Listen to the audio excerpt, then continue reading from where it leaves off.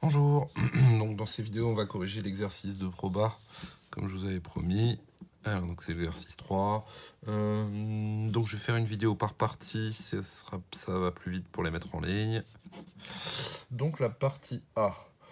Donc bon, je vous relis pas l'énoncé. En gros, il peut avoir deux fournisseurs A et B. Dans chacun, il y a des traces de pesticides avec une certaine proportion. Donc, on vous dit un arbre pondéré. Donc, il peut acheter ses boîtes chez un fournisseur A ou un fournisseur B. Il achète 80% de ses boîtes chez le fournisseur A. Donc la probabilité qu'une boîte prise au hasard provienne du fournisseur A, c'est 0,8. Alors, on vous dit 20% chez le fournisseur B, mais en fait, on n'est pas obligé de vous le dire. Hein. Il y a des exercices où on ne vous le dirait pas, parce que la loi, il y a donc une des lois fondamentales quand on fait des arbres de probabilité, c'est que la somme des probabilités sur les branches partant d'un même nœud doit être égale à 1. Donc ici, il y a 0,8, ici, il y a 0,2.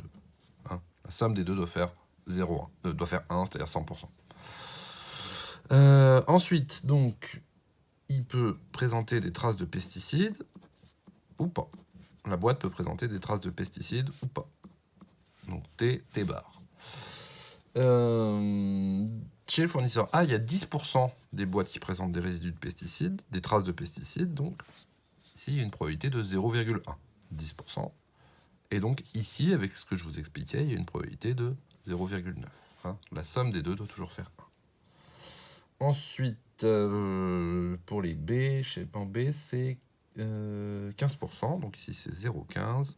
Et ici, c'est le complémentaire à 1, donc 0,85. Voilà. Alors, définir l'événement A inter T, puis calculer sa probabilité. Donc, A inter T, c'est quoi? C'est définir, c'est avec une phrase. La boîte provient de A et contient des traces de pesticides.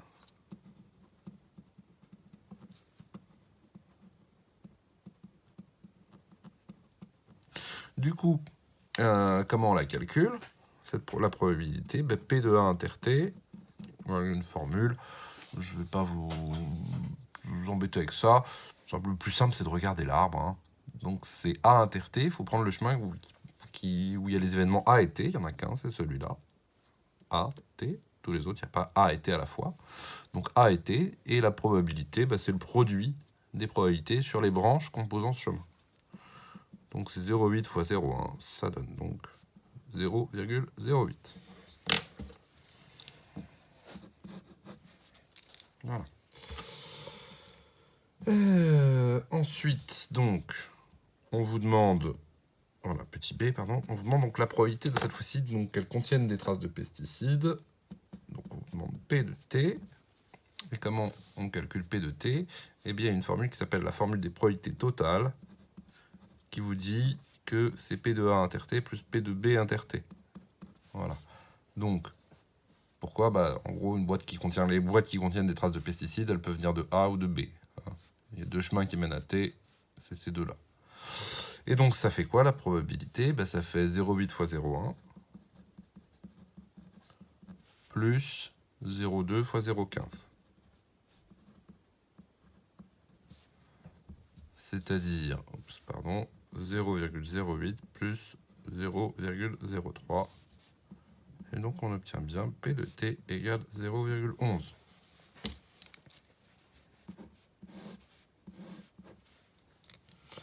On constate que la boîte prélevée présente des traces de pesticides, qu'il y a la probabilité qu'elle provienne du fournisseur A. Donc là, ce qu'on vous demande de calculer, c'est ce qu'on appelle une probabilité conditionnelle. Hein. C'est dans votre cours de première, ça. On avait vu un ou deux exos comme ça en DM. Donc, quelle est la probabilité que cette boîte provienne du fournisseur A? Eh bien, donc, sachant qu'elle contient des résidus de pesticides, donc c'est la probabilité de A sachant T. Sachant qu'elle contient des résidus de pesticides, quelle est la probabilité qu'elle vienne de A? Ça se note comme ça. Probabilité de A sachant T. Et par définition, c'est P de A inter T sur P de T.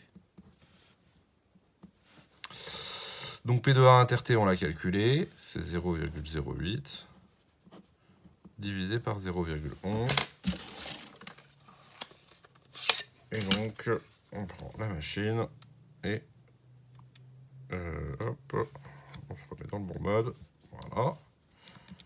0,08 divisé par 0,11 et on obtient environ 0,73. Donc parmi les boîtes contenant des résidus de pesticides, 73% proviennent de A.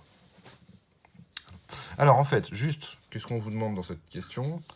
On vous demande en fait de renverser l'arbre en quelque sorte. C'est-à-dire que là, on vous donne les probabilités conditionnelles de T sachant A. Hein, sachant que la boîte provient de A, la probabilité qu'elle contienne des pesticides, c'est 0,1. Sachant qu'elle provient de B, la probabilité qu'elle contienne des pesticides, c'est 0,15. Donc ça, c'est T sachant A, et ça, c'est T sachant B. Et dans cette question-là, on vous demande le contraire, A sachant T. Donc on pourrait reconstruire l'arbre, ça peut être intéressant d'ailleurs comme exercice, reconstruire l'arbre en partant de T. Au premier étage, on met T et T bar, et puis ensuite AB, AB. Voilà, on peut très bien le faire. Hein, il suffit de calculer les probabilités conditionnelles. On constate que la boîte prélevée ne présente pas de traces de pesticides. Quelle est la probabilité que cette boîte provienne du fournisseur B? Bah tiens, justement. Alors, allons-y. Donc cette fois-ci, on vous demande la probabilité, sachant qu'elle n'en contient pas, qu'elle provienne de B. Donc c'est P de B inter T sur B inter T bar, pardon, sur P de T bar. Alors P de B inter T bar, donc on regarde sur l'arbre. B inter T bar, c'est 0,2 fois 0,85.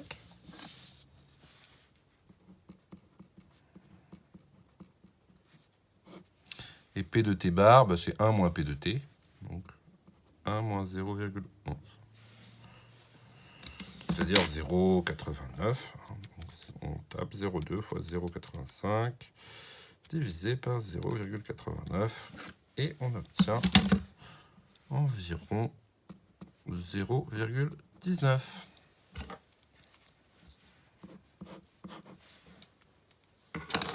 Voilà pour cette partie. Je vous refais une autre vidéo pour la partie B.